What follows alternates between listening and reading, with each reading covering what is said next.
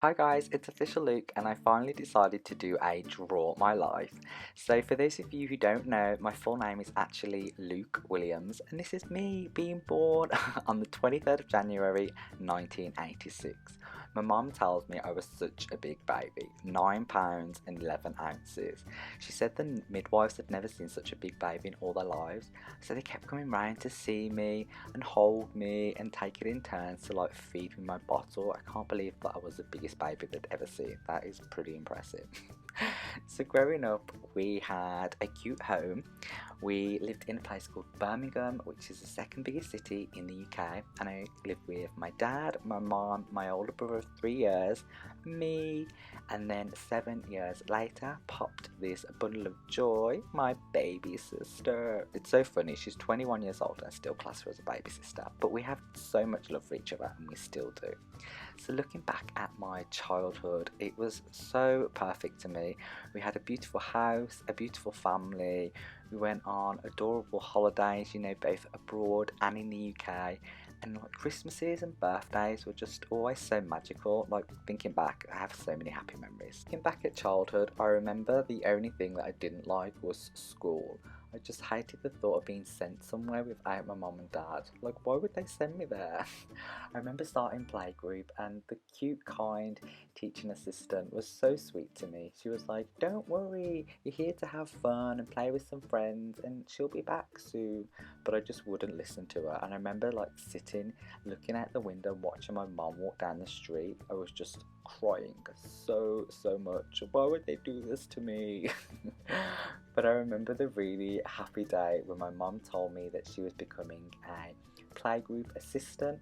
So she came and she helped us do like some crafts and she helped with the little lunches and the drinks, and it was just perfect for me. I remember I'd just play with my friends, and then if I ever wanted like to see my mum, I know I could just turn around and she'd be there smiling.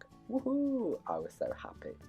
I remember being about 4 or 5 and starting reception at school, and again I was so sad because my mum just couldn't become a teaching assistant in a proper school, so my little heart was broken and each day I would cry and I would actually be sick. I would just be that sad and scared just to leave her. It was pretty bad. I remember being in class and all of the other kids would be so happy and they would sing and they would learn and they would all play together, but in the back of my mind I just knew I didn't fit in. I just wanted to be at home with my mom. I was such a mommy's boy. But then an amazing day came and my mom became a dinner lady, so I knew that I would see her at lunchtime and all was well. I was so happy. Secondary school, I kind of grew up and I didn't need to see my mom throughout the day, every day, so I was kind of happy in that sense. But then at secondary school, you also kind of go through puberty, and for me, it was kind of bad because my skin was not so great. I had psoriasis, so I used to have a lot of people point and ask questions.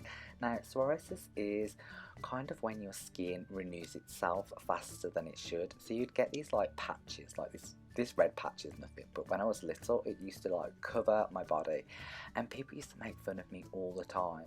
So it would make me really depressed and it would only make it worse. The boys used to just make fun of me all the time, but the girls, you know, girls go through so much of puberty, so I kind of became more friendly with girls and they would just always stand by me.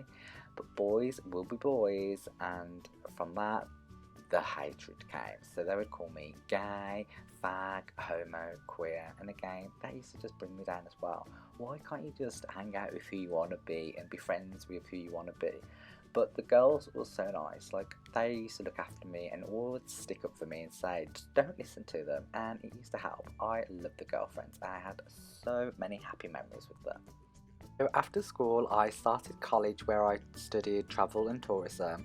I really wanted to be that fun, like holiday rep person just living in the sunshine.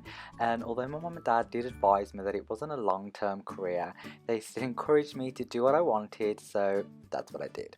But after a year, I kind of figured out that, you know what, it's probably not the best career move. So I was kind of confused and just thought, oh, what now? What shall I do? So I just decided to not waste any time and leave. So I studied there for a year and then I moved into retail where I worked at Topman for about 2 years and I had the time of my life. I had so many great experiences, so many funny stories, and I just loved it. But then from there I thought, right, I need a proper office job. So I started as a post boy working for an engineering company called Atkins, and I was there for about 3 years and worked my way up to like a PA role, which was good. Whilst working there, we went on our first family holiday to the States in the USA, Florida, to Disney World, and I was obsessed from the moment I got there. I loved it and just felt right at home, and I really wanted to apply.